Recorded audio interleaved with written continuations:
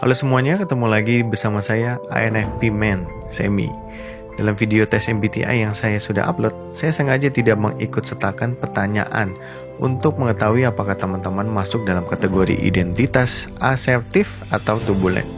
Karena perubahan identitas asertif atau turbulen ini terus dialami seseorang sepanjang hidupnya, lain halnya dengan karakter utama MBTI. Karena itu sifatnya yang sangat kondisional. Maksudnya adalah identitas ini dapat berubah tergantung bagaimana komunitas dan lingkungan tempat teman-teman berada dan respon yang teman-teman berikan terhadap stimulasi yang diberikan. Sekarang kita mulai dulu dengan asertif. Apa itu asertif? Secara sederhana banyak yang menyimpulkan adalah suatu kemampuan untuk mengkomunikasikan apa yang diinginkan dan dipikirkan kepada orang lain, namun tetap menjaga dan menghargai perasaan pihak lain, atau dengan kata lain dinyatakan dengan tegas tetapi tetap sopan. Yang perlu kalian tahu tentang asertif adalah yang pertama, asertif adalah kualitas diri yang perlu dilatih dan diasah. Kita harus membiasakan berperilaku dan berpikiran asertif agar kita dapat mengekspresikan nilai diri kita dengan positif dan tidak selalu mengikuti arus yang ada di dalam pergaulan atau komunitas di mana kita berada.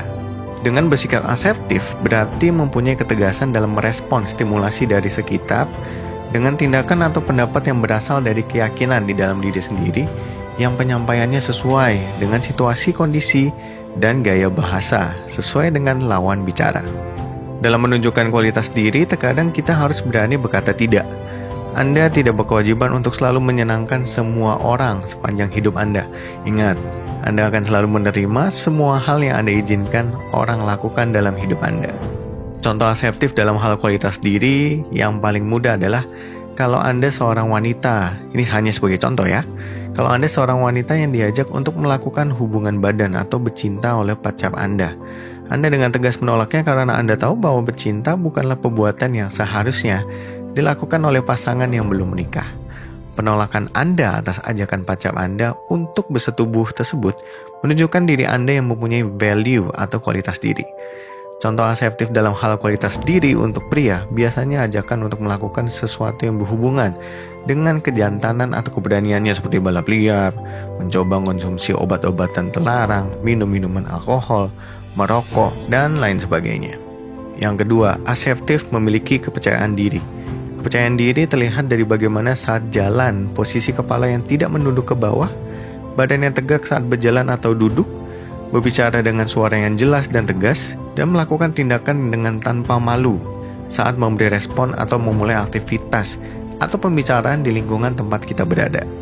Poin ketiga, asertif berani mengatakan pendapat atau opini yang ada di dalam pikiran, tetapi bukan opini yang kosong atau berdasarkan asumsi, tetapi berdasarkan data dan fakta. Tidak selamanya diam adalah emas. Itu yang teman-teman harus ingat.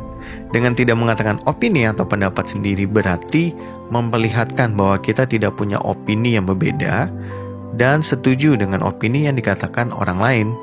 Jangan takut memiliki opini yang berbeda. Memang awalnya terkadang kita merasa malas, takut, grogi, atau malu untuk mengutarakannya karena tidak mau terlihat bodoh. Tetapi dengan membiasakan mengalah, maka secara tidak sadar membiasakan diri untuk terus didominasi, sehingga selalu menyetujui dan mengikuti apa yang dikatakan orang lain. Jika ini terus dibiasakan, maka kemampuan untuk membuat keputusan akan selamanya diserahkan kepada orang lain yang mendominasi. Hidup hanya sekedar mengikuti apa yang dikatakan orang lain. Dalam hal ini bukan saja kehidupan di kantor, tetapi juga kehidupan pribadi yang mungkin didominasi oleh orang tua atau pasangan. Poin keempat, asertif juga secara umum digambarkan memiliki kepribadian yang optimis. Emosi lebih tenang atau stabil, lebih santai atau slow, atau istilah yang banyak dipahami oleh anak zaman now, Wallace. Asertif juga tidak terlalu khawatir dengan tantangan yang datang dalam kehidupan sehari-hari. Mereka lebih tahan terhadap stres, juga tidak mengingat kejadian-kejadian di masa lalu. Yang sudah terjadi, biarlah terjadi. Dengan terus menatap ke depan dengan keyakinan mantap dan tanpa keraguan, serta menjalani hidup bagaikan mengalir tanpa memiliki target hidup yang jelas, apa yang harus capainya dalam jangka pendek maupun jangka panjang ke depan. Jadi salah saya ngomongnya. Yang kelima, karena asertif, percaya diri, dan optimis, maka mereka adalah pihak yang pertama kali senang dan berani mengambil pada saat ditawarkan proyek yang mustahil dikerjakan. Inilah yang membuat mereka meraih kesuksesan dalam karir, meskipun mereka tidak membuat target khusus untuk meraih kesuksesan ini di dalam hidupnya. Pribadi asertif adalah pribadi yang mengambil peluang emas. Mereka hadir di saat dan tempat yang tepat, saat orang lain takut, ragu, pesimis, dan tidak berani mengambil proyek atau pekerjaan yang mustahil. Dari situasi inilah, lompatan karir atau kepercayaan untuk tanggung jawab yang lebih besar atau jabatan lebih tinggi akan datang pada dirinya. Salah satu contoh konkret pentingnya asertif, andaikan Anda seorang manajer yang tidak berani mengutarakan pendapatnya sendiri saat meeting dengan direktur dan hanya terus menyetujui opini yang diucapkan oleh supervisor yang Anda miliki yang merupakan bawahan Anda. Oke? Biasanya ada dua kemungkinan yang akan terjadi pada Anda. Yang pertama, supervisor Anda akan naik dan dimutasi menjadi manajer di departemen lain. Atau yang kedua, posisi Anda akan tergantikan oleh supervisor Anda itu dan Anda yang akan dimutasi ke departemen lain. Asertif yang memiliki keberanian mengutarakan pendapat atau opini juga harus dilandasi dengan logika, data, dan fakta. Hal ini sangat dibutuhkan terutama saat Anda sudah bekerja, karena kemampuan ini merupakan salah satu syarat atau poin yang diperhitungkan untuk memutuskan Anda layak mendapatkan promosi ke level karir yang lebih tinggi atau tidak. Orang yang memiliki asertif bukan berarti tidak mempunyai kelemahan. Kemungkinan kelemahan atau masalah yang mungkin muncul dari seorang asertif adalah: yang pertama, memiliki kepercayaan diri yang berlebihan sehingga membuat dirinya justru bersikap arogan dan mudah memandang rendah orang lain yang tidak mempunyai identitas asertif. Mereka sangat senang karena terus mendominasi orang lain dan memperlakukan orang lain sesuka hati mereka dan membuat orang lain terlihat seperti orang bodoh di depan orang banyak. Seakan-akan orang itu tidak mengerti apa-apa. Mereka senang melakukan hal ini dengan sengaja dan terus-menerus setiap ada kesempatan, seperti saat meeting divisi, meeting dengan departemen lain, atau melakukannya pada saat atasannya langsung sedang berada di jangkauan untuk mendengar perkataannya yang arogan. Supaya diketahui bahwa dirinya lah yang lebih superior secara keahlian, kepintaran, dan keberanian. Karena poin-poin tersebut merupakan poin penting dalam penilaian karakter untuk evaluasi kandidat yang layak untuk mendapatkan promosi karir yang lebih tinggi. Saya sangat tahu hal ini karena saya dulu punya rekan kerja yang memiliki karakter seperti ini. Yang kedua, tidak mempunyai wawasan yang luas serta tidak memiliki pengetahuan tentang data dan fakta. Wah, ini parah banget ya. Dari topik pembicaraan atau bidang yang ditekuni. Karena itu, opini yang diutarakan adalah opini yang kosong dan tidak akurat, yang justru akan membuat dirinya terlihat tidak kompeten di bidangnya. Oke, sekarang kita lanjut ke turbulen. Yang perlu kalian tahu tentang turbulen adalah yang pertama, turbulen memiliki sifat perfeksionis dalam merencanakan atau planning, menyiapkan atau preparation, dan mengeksekusi atau action segala sesuatunya dalam kehidupannya. Mereka melawan rasa pesimisnya melalui melakukan segalanya dengan perfeksionis, bahkan seringkali overthinking, dan terus meyakinkan dirinya untuk mencapai target yang sudah ditentukan dalam tahap planning tersebut. Target yang sudah dibuat bukanlah sekedar impian, tetapi keharusan yang sangat penting bagi dirinya dan harus tercapai, apapun tantangan dan rintangan yang menghalangi. Yang kedua, seorang turbulen akan merasakan kewalahan atau setidaknya kelihatan lelah, meski tidak diungkapkan, jika memiliki urusan atau pekerjaan terlalu banyak, yang disebabkan oleh dirinya sendiri. Turbulen tidak bisa menolak jika diserahkan pekerjaan yang bukan menjadi tanggung jawabnya, karena mereka sangat peduli tentang bagaimana orang lain memandangnya dan sangat terdorong untuk membantu orang lain. Oleh sebab itu, mereka dengan senang hati memikul tanggung jawab pekerjaan orang lain, meskipun membuat pekerjaan utamanya menjadi terbengkalai. Yang ketiga, turbulen adalah pribadi yang tidak mudah menyerah. Ini berlaku untuk semua hal yang ada dalam hidupnya, mencakup orang yang dicintainya untuk dijadikan pasangan hidup, mobil yang disukainya, rumah yang diminatinya, liburan impiannya, gaji yang ingin diterimanya, posisi jabatan yang diinginkannya, dan lain sebagainya. dan orang yang turbulen memiliki kecenderungan untuk tidak loyal pada perusahaan. Kecenderungan loh ya, bukan berarti pasti tidak loyal.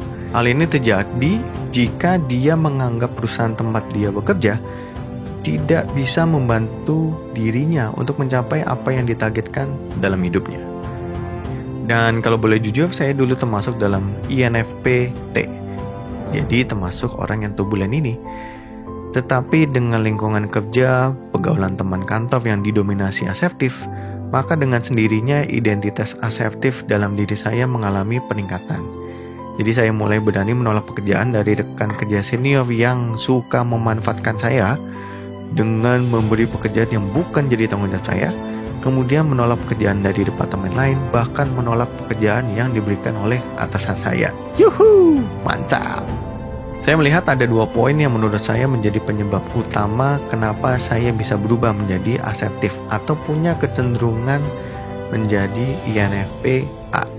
Yang pertama, pengalaman kerja saya yang berhubungan erat dengan internal control mengharuskan saya untuk bertindak tegas, berani berbicara dengan orang baru, dan menyampaikan pendapat sesuai dengan data dan fakta. Yang kedua, karena terus dimanfaatkan oleh rekan kerja saya yang malas dari departemen lain, diawali dengan maksud ingin membantu, namun kemudian disalah mengerti yang akhirnya menjadi kebiasaan. Saya sangat senang sudah melalui fase itu semua karena sangat penting untuk berani memilih jalan hidup yang lebih menyenangkan untuk dijalani, dan percayalah hidup ini terlalu indah dan terlalu sayang jika setiap harinya digunakan hanya untuk bekerja demi mencapai target dan ambisi pribadi atasan. Di sisi lainnya saya justru semakin jauh dengan hidup yang saya impikan. Kemungkinan kelemahan atau masalah yang mungkin muncul dari seorang turbulen adalah yang pertama, dorongan dirinya untuk membantu orang lain justru dapat membuat dirinya tidak fokus pada tugas utama yang harus dikerjakan dan membuat dirinya kewalahan dengan semakin banyaknya pekerjaan yang harus dikerjakan. Hal ini yang membuat dirinya dengan mudah dimanfaatkan oleh orang lain untuk terus dilimpahkan pekerjaan oleh orang lain yang sebenarnya bisa ditolak, karena pekerjaan itu bukan bagian dari tanggung jawabnya. Yang kedua, karena mereka terbiasa memikirkan segala risiko yang mungkin terjadi, maka mereka terlihat sangat lambat dalam take action. Bahkan kebiasaan overthinking ini pula yang tidak jarang membuat mereka justru mundur dan tidak berani untuk take action. Jadi mereka perlu mendapatkan target yang menurut mereka sendiri, mereka yakin dapat mencapainya. Karena jika mereka sudah yakin dengan target itu, maka mereka pasti akan mencapainya. Wow, keren. Karakternya yang pantang menyerah dan harus meraih apa yang diimpikannya akan selalu membuat pribadi turbulen terbakar motivasinya untuk melakukan action yang diperlukan dan membuat dirinya semakin dekat dengan impiannya. Namun di saat yang bersamaan juga ada potensi mengalami beban pikiran yang sangat berat dan mengalami stres berat. Karena pikiran yang terus memikirkan segala sesuatu dan semua risiko yang mungkin tidak pernah dipikirkan oleh orang lain dan terlalu berat untuk dipikul oleh seorang diri. Yang ketiga, kurang bijak dalam menerima kritik yang tidak membangun. Oleh karena itu sangat perlu dilakukan oleh seorang turbulen untuk tidak membagikan apa yang menjadi target hidup atau impiannya.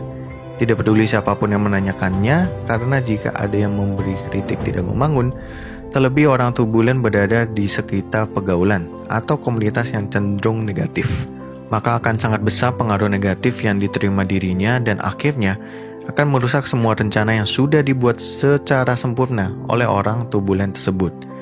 Dari pemikiran yang negatif inilah juga akan sering muncul penyesalan-penyesalan yang membuat dirinya tidak produktif dan terus hidup dalam kemurungan yang panjang, membuat dirinya menyesal apa yang terjadi dalam kehidupan di masa lalu dan di kehidupannya saat ini. Orang turbulen merupakan pribadi yang paling sering merasakan peperangan dalam pikiran dan mentalnya, dan memiliki kecenderungan untuk stres karena terlalu banyak memikirkan kemungkinan-kemungkinan yang dapat terjadi dan berusaha mempersiapkan diri menghadapi semua kemungkinan risiko terburuk yang berpotensi terjadi, meskipun dia memiliki kehidupan yang sangat aman sekalipun. Seperti saat pandemik ini, orang turbulen bisa sangat khawatir dan stres, meskipun dia masih bekerja dan tidak mengalami pengurangan gaji sekalipun, dengan tetap menerima gaji 20 juta rupiah per bulan dan masih mempunyai tabungan uang tunai, deposito, mempunyai saham, rumah, mobil, dan beberapa aset lainnya. Kondisi itu semua tetap tidak membuat seorang turbulen dapat melewati hari-hari kehidupannya dengan tenang. Sedangkan kondisi yang sangat terbalik jika seorang aseptif yang mengalami hal yang sama, bahkan seorang aseptif yang sudah dirumahkan dan tidak menerima gaji, meskipun dia memiliki tabungan yang hanya cukup untuk hidup 1 bulan ke depan, namun dia sangat optimis akan menemukan penghasilan baru dalam waktu cepat. Rasa percaya diri dan optimisnya ini membuat dia dapat tetap merasa tenang walaupun di tengah kondisi yang sangat berat sekalipun. Dari contoh 2 kondisi ini, Anda bisa membayangkan jika seorang turbulen mengalami hal tersebut. Jika seorang turbulen dipecat dari pekerjaannya dan gaji terakhirnya hanya mampu untuk hidup 1 bulan ke depan dan tidak mempunyai tabungan sama sekali, plus tidak ada aset yang dapat dijual, seorang turbulen berpotensi akan mengalami depresi berat dan sangat membutuhkan lingkungan dan komunitas yang positif untuk tetap tenang dan bijaksana memutuskan keputusan yang harus dibuat. Sebelum saya tutup video ini, saya ingin mengajak teman-teman semua untuk berjanji pada diri sendiri untuk menjadi manusia yang baik, jujur, menghormati orang tua, bekerja keras mencapai impian hidup, melindungi yang lemah, membantu sesama yang membutuhkan, dan lugu terhadap kejahatan. Perlakukanlah orang lain seperti kita ingin diperlakukan dalam hidup ini. Hentikan semua tindakan bullying atau prank yang merendahkan derajat sesama manusia. Sampai di sini video penjelasan identitas aseptif dan turbulen yang bisa dimiliki oleh setiap kepribadian MBTI. Semoga dapat membantu teman-teman dalam mendapatkan pemahaman yang jelas tentang identitas aseptif dan turbulen. Silahkan like video ini dan bagikan konten ini untuk teman-teman yang membutuhkan. Buat kalian yang baru di channel ini, silahkan subscribe dan aktifkan notifikasinya supaya selalu update video terbaru dari channel ini. Sampai ketemu di video terbaru lainnya. Salam sehat dan sukses selalu. Bye.